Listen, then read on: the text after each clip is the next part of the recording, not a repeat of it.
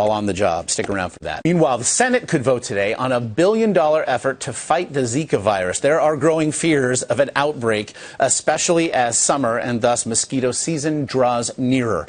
The map, in fact, you're seeing here shows how mosquitoes carrying the virus can reach now more than 500 travel-related cases have been reported to the U.S. The head of the World Health Organization said today the more they learn about Zika, the more the organization is worried about it. Our David Begnaud is in Coral Springs, Florida, one of the most at-risk places in the nation.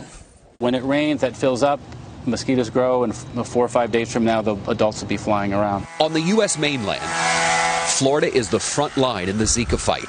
More than 100 cases have been reported here, more than any other state. You're not going to get Zika in the woods while you're hunting or at the lake while you're on your boat. You might get it at your front door. That's exactly right. While you're standing next to your car to go on your hunting trip or to the beach or to the park, that's when the mosquito will fly up, bite you in the ankle. It's not in those typical places that we as Floridians think of as mosquito biting territory. Michael Doyle of the Florida Keys Mosquito District suspects Zika cases will rise as summer approaches. As of now, all of Florida's Zika patients contracted the virus from travel-related exposure. In February, the White House requested approximately $1.9 billion in emergency funding. Congress is debating it. We need to deal with this seriously. Republican Senator Marco Rubio represents Florida. We're going to spend a lot more money if we don't deal with this on the front end. If this becomes a serious outbreak, it's not going to cost $1.9 billion. It could cost $4 billion or $5 billion. Republican Hal Rogers, chairman of the Appropriations Committee, is a critic. The request they sent us would allow the $1.9 billion to be used for anything in the government.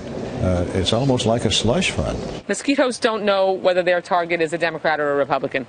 Zika impacts all of us. Democratic Congresswoman Debbie Wasserman Schultz, also from Florida, insists part of the money will be used to develop a Zika vaccine and raise awareness in a state that thrives on tourism. We're now going into the mosquito season. Every week, the chances of having enough of them to start transmitting it from travelers to local people increases.